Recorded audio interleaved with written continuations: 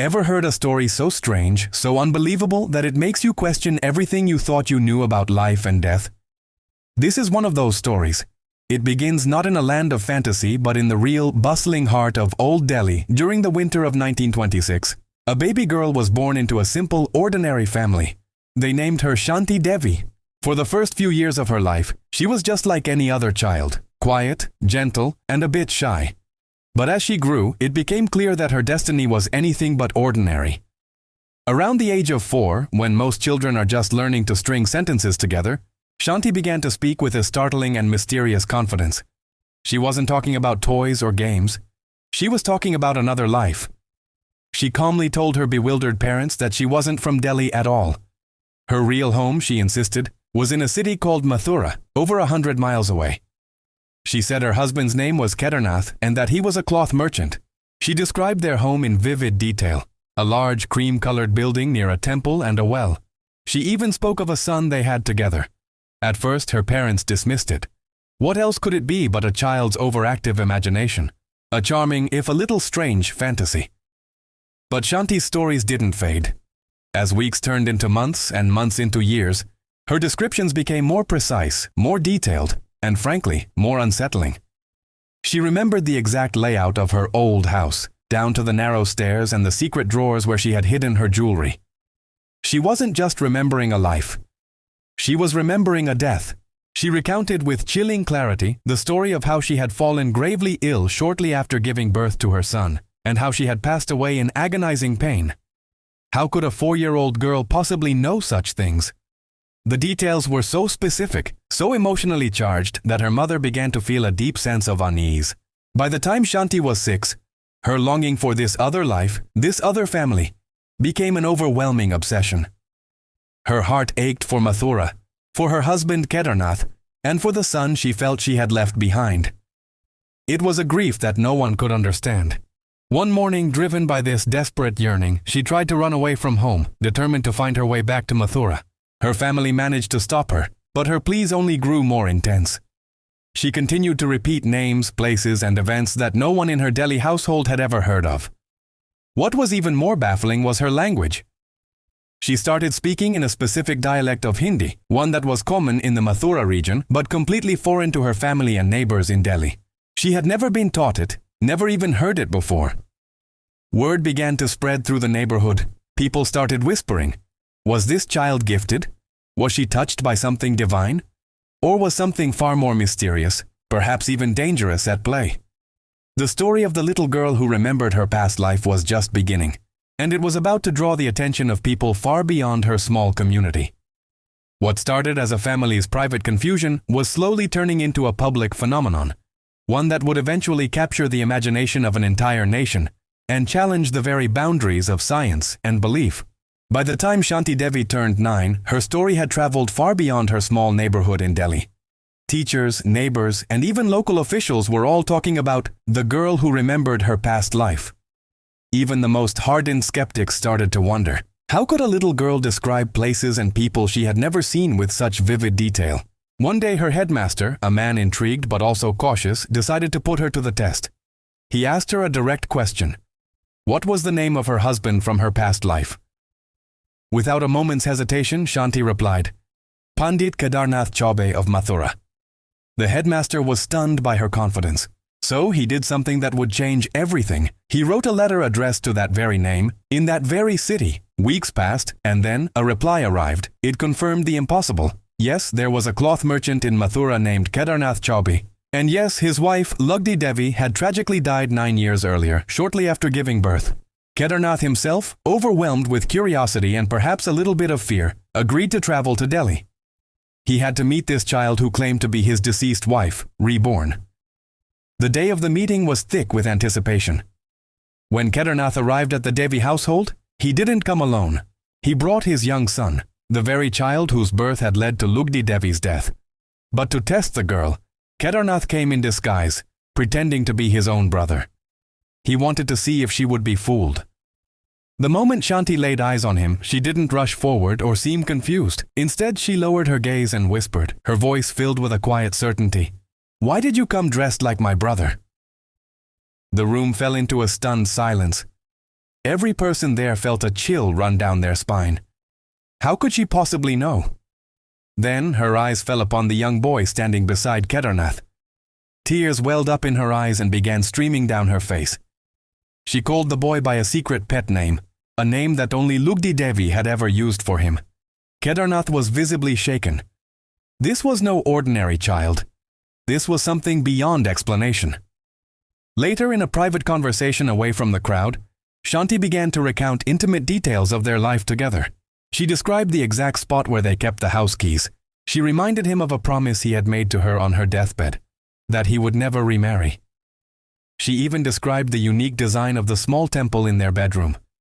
Every single word, every minute detail, was perfectly accurate. Kedarnath was left speechless, his skepticism completely shattered.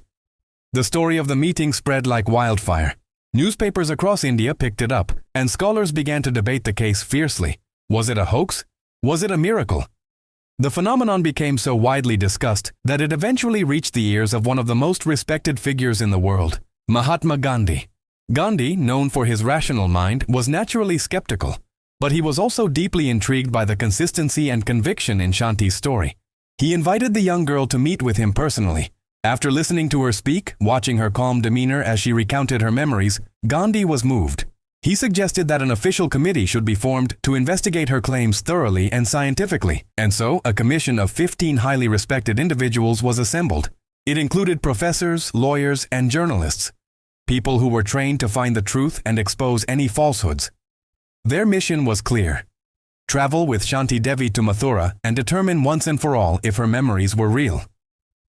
In November of 1935, the committee, along with Shanti Devi and her family, boarded a train to Mathura. For the 9-year-old girl, this was the first time she had ever been to the city, at least in this lifetime. As the train rumbled closer to its destination, a visible change came over her. Her face lit up with excitement and anticipation. Long before the train even pulled into the station, she suddenly pointed out the window and exclaimed, "Look, that's where my house is." The committee members exchanged puzzled glances. How could she recognize anything from this distance? When they finally arrived, they let her lead the way. Shanti navigated the winding, bustling streets of Mathura with an unerring confidence. She walked past busy markets and down narrow alleyways, making turns at junctions without a single moment of hesitation. The group of investigators followed, mesmerized, as she finally stopped in front of a modest, cream-colored house. "This is my home," she said softly, a world of emotion in her voice.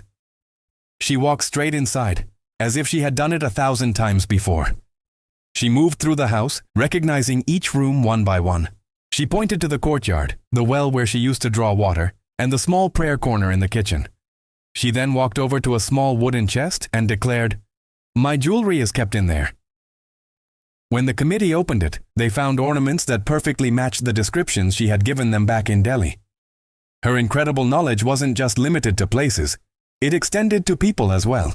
She called out relatives by their correct names, greeted old family servants she had never met in this life, and even recalled a specific argument between her past life husband and father-in-law over money, a private family dispute that had indeed taken place years earlier. The investigators were meticulous. They were skeptical. They cross-questioned her relentlessly, trying to find any hole in her story, any evidence of coaching or deception. But they found nothing. Every question she was asked, she answered with uncanny accuracy, her demeanor always calm and unafraid. When the committee finally filed its official report in 1936, their conclusion sent shockwaves through the academic and spiritual communities. The report stated, "The case of Shanti Devi cannot be explained by ordinary human experience. It appears that the girl remembers a past life.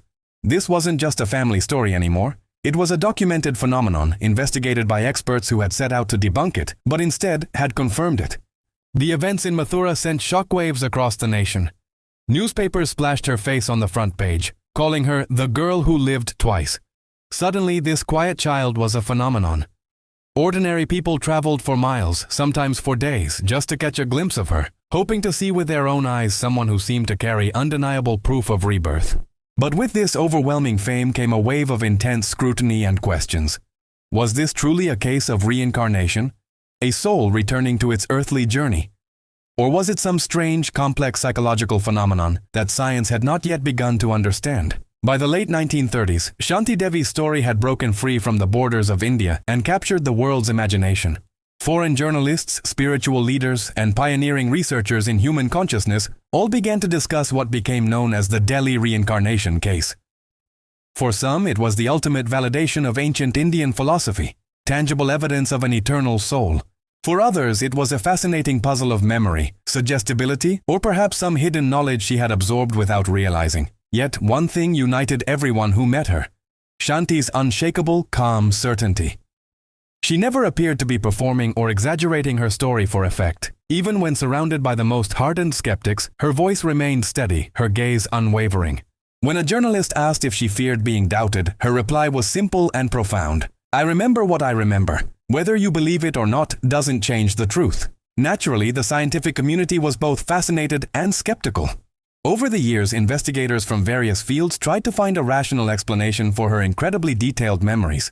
Psychologists proposed theories like cryptomnesia, the idea that her mind might have subconsciously absorbed stories about Mathura from travelers or books, then later recalled them as her own memories. But the specifics she knew, the names of obscure family members, private conversations, the exact layout of a house she'd never seen in this life, made that explanation feel incomplete, a puzzle with too many missing pieces. In 1936, a researcher named Balchand Nahata set out specifically to disprove the case. He compiled a detailed counter-report, suggesting that social reinforcement and leading questions from her family and the commission might have unintentionally shaped her answers. But even Nahata, in his own report, had to admit that he could not fully explain certain coincidences that, in his words, defied logic. The public debate grew larger than the girl at its center.